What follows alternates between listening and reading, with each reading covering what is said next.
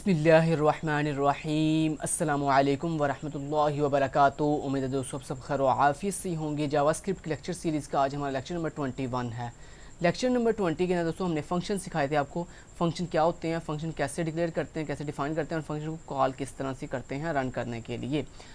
अब दोस्तों यहाँ पे जो आज हमने टॉपिक सीखना लेक्चर नंबर 21 के अंदर उसका नाम है फंक्शन विद पैरामीटर्स। अब ये फंक्शन के साथ पैरामीटर्स क्या होते हैं दोस्तों, अभी आप देखो, आप जब इस माई फंक्शन को कॉल कर रहे हो तो क्या हो रहा है बोला कि आपके इस माई फंक्शन के अंदर सिर्फ एक ही कोड है, एक लाइन ऑफ कोड है जिसमें लिखा हुआ है KS लर्निंग। और आप अब चाहे इस माई फंक्शन को 10,000 दफ़ा भी कॉल करोगे ना तो स्क्रीन पे आपको एक ही मैसेज दिखाई देगा, क्या बोला, KST लर्निंग। लेकिन दोस्तों अगर आप चाहते हो कि आप जब किसी भी फंक्शन को कॉल करो तो उसके अंदर जो ये जो वैल्यू है, ये जो मैसेज है, ये ऑटोमेटिकली चेंज होता रहे। मतलब अगर आपने फर्स्ट टाइम कॉल किया तो यहाँ पे कुछ और मैसेज आए, नेक्स्ट टाइम आपने कॉल किया यहाँ पे कुछ और मैसेज आए, नेक्स्ट टाइम कॉल किया तो यहाँ पे कुछ और मैसेज आए। मतलब डायनामिकली मैसेज आपके हर दफ़ा नए सिरे से फंक्शन को कॉल करने से ये यहाँ पे ऑटोमेटिकली मैसेज जो है वो चेंज होता रहे आपकी मर्ज़ी के अकॉर्डिंग। तो उसको दोस्तों हम कहते हैं पैरामीटर पास करना। अब यहाँ पे करके दिखाता हूँ कैसे।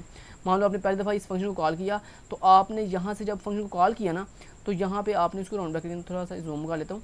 ओके, तो यहाँ पे देखिए आप जब इस माई फंक्शन को पहली दफ़ा कॉल कर रहे हो तो आपने यहाँ पे उसको अपनी एक मर्ज़ी का मैसेज भेज दिया, जैसे KST लर्निंग, ठीक है, ऐसे क्लियर। नेक्स्ट टाइम जब आपने इसी माई फंक्शन को अगेन कॉल किया तो यहाँ पे आपने उसको क्या दिया, एक नया मैसेज भेज दिया, प्लीज़ सब्सक्राइब, प्लीज़ सब्सक्राइब, ठीक है।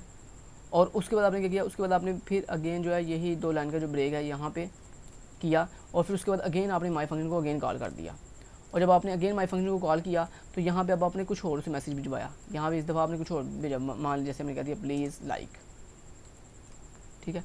और उसके बाद आपने फिर अगेन जो है दो लाइन का ब्रेक किया, फिर अगेन माई फंक्शन को कॉल कर दिया, माई फंक्शन को कॉल कर दिया और इस दफ़ा उसे क्या भिजवाया, प्लीज़ शेयर, प्लीज़ शेयर। देख रहे हो कि हम जब जब माई फंक्शन को कॉल कर रहे हैं तो उसको अपनी मर्ज़ी की वैल्यू भिजवा रहे हैं, अपनी क्या कर रहे हैं, अपनी मर्ज़ी की वैल्यू भिजवा रहे हैं। तो दोस्तों जब आप किसी भी फंक्शन को जावास्क्रिप्ट में कॉल करो और उसे यहाँ पे कॉलिंग करते हुए यहाँ पे अपनी मर्ज़ी की वैल्यू भिजवाओ, किसी भी टाइप की, लाजमी ये स्ट्रिंग टाइप, अभी मैं ये स्ट्रिंग टाइप की भेज रहा हूँ, तो आप किसी भी टाइप की किसी भी फंक्शन को जावास्क्रिप्ट में कॉल करते हुए अपनी मर्ज़ी की यहाँ पे किसी भी टाइप की वैल्यू भिजवाओ तो उसको हम कहते हैं पैरामीटर के। ये हम क्या पास कर रहे हैं, पैरामीटर पास कर रहे हैं। और इस पैरामीटर को दोस्तों हासिल करने के लिए ऊपर यहाँ पे ना, जहाँ पे आपने ये फंक्शन को डिक्लेयर किया हुआ है, यहाँ पे आपने इस राउंड ब्रैकेट के अंदर उतने वेरिएबल बनाने होते हैं जितनी आपको नीचे से वैल्यू हासिल हो रही है। तो यहाँ पे मुझे बताएं, आप जब भी इस माई फंक्शन कॉल कर रहे हो तो कितनी वैल्यू भिजवा रहे हो। तो यहाँ पे देखो, ये भी एक सिंगल स्ट्रिंग वैल्यू है, यहाँ पे भी सिंगल स्ट्रिंग वैल्यू है, ये भी एक सिंगल स्ट्रिंग वैल्यू है, ये भी एक सिंगल स्ट्रिंग वैल्यू। तो यहाँ पे एक ही वेरिएबल बनेगा मैंने, और वेरिएबल के नाम के शुरू पे हम कोई भी दोस्तों कीवर्ड नहीं लिखते, वैर, लेट या इस तरह कोई भी कीवर्ड नहीं लिखते। बस आपने जस्ट ओनली क्या लिख देना, यहाँ पे अपने वेरिएबल का नाम लिख देना, इसको जो हम कहते हैं पैरामीटर, इसको हम कहते हैं पैरामीटर नेम, ठीक है। तो यहाँ पे क्या होगा बेसिकली कि जब आप इस माई फंक्शन को आपने कॉल किया पहली दफ़ा तो ये जो मैसेज है KST लर्निंग, ये जो आपकी स्ट्रिंग वैल्यू है ये ऊपर जाके इस A वाली वेरिएबल में स्टोर हो जाएगी। उसके बाद जब आपने यहाँ पे नेक्स्ट टाइम इस माई फंक्शन को कॉल किया तो यहाँ पे ये जो आपने वैल्यू भिजवाई प्लीज़ सब्सक्राइब, ये जाके A में स्टोर हो गया। उसके बाद नेक्स्ट टाइम आपने जब फिर अगेन कॉल किया तो यहाँ पे नेक्स्ट टाइम क्या हुआ, नेक्स्ट टाइम ये वाली वैल्यू ऊपर जाके A में स्टोर हो गई। मतलब जब आप कॉल कर रहे हो और जब आप जोन सी वैल्यू भेज रहे हो वो वैल्यू ऊपर जाके इस A में ऑटोमेटिकली क्या होती रहेगी, स्टोर होती रहेगी। और हमने कहा डॉक्यूमेंट डॉट राइट और A के अंदर जो भी वैल्यू आई है, मतलब यहाँ पे A में जो भी वैल्यू आई है वो क्या कर दो, स्क्रीन पे डिस्प्ले कर दो। अब मैं आपको दिखाता हूँ, ये देखना था F5 से किया रिफ्रेश और देखो, पहली दफ़ा कॉल किया तो KST लर्निंग डिस्प्ले हुआ, नेक्स्ट टाइम कॉल किया तो प्लीज़, चूँकि आपने नीचे से प्लीज़ सब्सक्राइब सेंड किया था उसे as a parameter please subscribe मिला आपको, नेक्स्ट टाइम प्लीज़ लाइक आपको मिला, नेक्स्ट टाइम प्लीज़ शेयर मिला। तो इस तरह दोस्तों आप चाहो तो ये होते हैं दोस्तों पैरामीटर्स। अब समझ आइए आपको बात की कि जब आप किसी फंक्शन को कॉल करो और उसको साथ किसी भी टाइप की वैल्यू भिजवाओ, वो लाजमी आप एक ही वैल्यू भेज सकते हो, नहीं आप मल्टीपल वैल्यूज़ भी भेज सकते हो। जैसे मैं आपको यहाँ पे वो भी करके दिखा देता हूँ, जैसे यहाँ पे मैंने इस पूरे का कोड डिलीट किया। तो अब मैं आपको छोटी सी एग्जांपल के साथ एक और टाइम इसको फंक्शन विद पैरामीटर करके दिखाता हूँ। तो उसके लिए मैंने पहले एक फंक्शन क्रिएट किया सम नाम का, ओके। और उसके बाद मैंने क्या किया यहाँ पे, अच्छा लाजमी दोस्तों आप फंक्शन पहले बनाते हो बाद में फंक्शन को कॉल करते हो, ऐसा नहीं है, आप फंक्शन से ऊपर भी फंक्शन कॉल कर सकते हो। मतलब ये आपने फंक्शन बनाया बाद में और इसको कॉल आप पहले कर सकते हो, इस तरह आप पहले भी कॉल कर सकते हो यहाँ पे। तो आपने कहा जो मेरा सम नंबर फंक्शन उसे कॉल कर दो, तो आपको मैंने ये तो बताया आपको। और यहाँ मैंने सम फंक्शन को जो है 202 वैल्यू दी, मान मैंने कहा 10, 20, इस तरह 2 वैल्यू मैंने पास की। अब दोस्तों ये जो दो वैल्यू आपने सम फंक्शन कॉल करते हुए ये दो वैल्यू जो वही हैं, दो वैल्यूज़ को हासिल करने के लिए यहाँ पे आपको मैंने अभी भी बताया कि जितनी वैल्यूज़ आपको कॉलिंग करते हुए आती हैं नीचे से या ऊपर, मतलब कॉलिंग करते हुए यहाँ से पास की जाती हैं, उन वैल्यूज़ को हासिल करने के लिए यहाँ पे उतने आप वेरिएबल या उतने पैरामीटर बनाते हो। अब यहाँ पे आपको कितनी वैल्यू मिल रही है, 2, तो आप 2 पैरामीटर बनाओगे, ए उसके बाद कॉमा बी। तो ये जो पैरामीटर के नेम है ये आप कुछ भी रख सकते हो, मैंने ए बी रखा है, आप कुछ भी रख लो।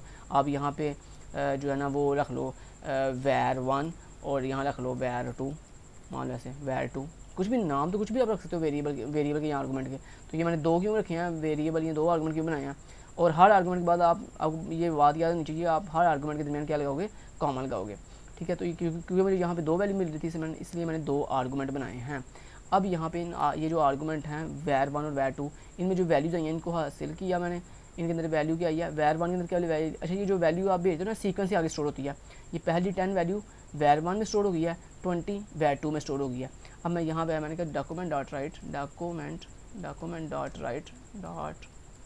राइट और उसके अंदर मैंने कहा var1 के अंदर जो भी वैल्यू आई है उसको प्लस कर दो किसके साथ, var2 की वैल्यू के साथ। तो ये क्या करेगा, var1 और var2 की वैल्यू को ऐड करके स्क्रीन पर डिस्प्ले कर देगा। यहाँ पे तो मैं फाइव से रिफ्रेश हो, देखो उसने 10 + 20 को ऐड करके स्क्रीन पर डिस्प्ले 30। अब आप यहाँ पे चाहो और भी वैल्यू भेज सकते हो, जैसे आपने यहाँ पे 3 वैल्यू भेज दी 56।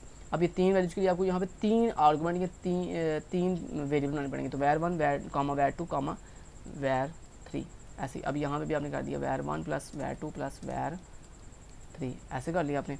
यहाँ पे किया एफ किया रिफ्रेश है, देखो उसने ये आंसर डिस्प्ले कर दिया। अब लाजमी आप यहाँ पे इंटीजर वैल्यू भी जो आप स्ट्रिंग वाली आप यहाँ पे जो है वो एक फ्लोटिंग वाली भेज सकते हो, मतलब पॉइंट वाली, जैसे 10.6 ऐसे 20.9 उसके बाद 56 आपने अकेला भेज दिया, ठीक है। तो अब क्या यहाँ पे आता हूँ एफ रिफ्रेश और देखो उसने वैसे आपको आंसर दिया जैसे कि आप वैल्यू से भेज रहे हो, ठीक हो गया। अब यहाँ पे चाहो तो आप इसके शुरू पे, मतलब यहाँ पे वो तो मैंने वो तरीका सिखाया हुआ है। अब आप चाहते हो इसके शुरू पे मैसेज भी एक आए कि आंसर इज़, तो उसके लिए आपको क्या करना पड़ता है, आंसर इज़ क्या है, एक मैसेज है तो उसको आप ऐसे डबल कोटेशन में लिखोगे आंसर इज़, और उसके बाद आप यहाँ पे आओगे कॉन्केटेशन करने के लिए इस तरह से।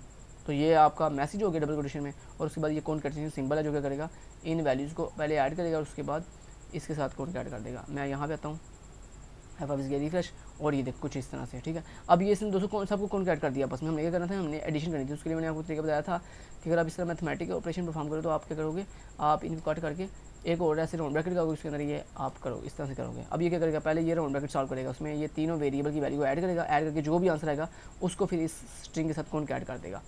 वापस चलता हूँ एफ रिफ्रेश और देखो अब सही आंसर आ रहा है, आंसर इज़ 87.5। उम्मीद करता हूँ आपको फंक्शन विद पैरामीटर की अच्छे समझ आ गई होगी। Thank you so much, till then guys, take care, अल्लाह हाफिज़।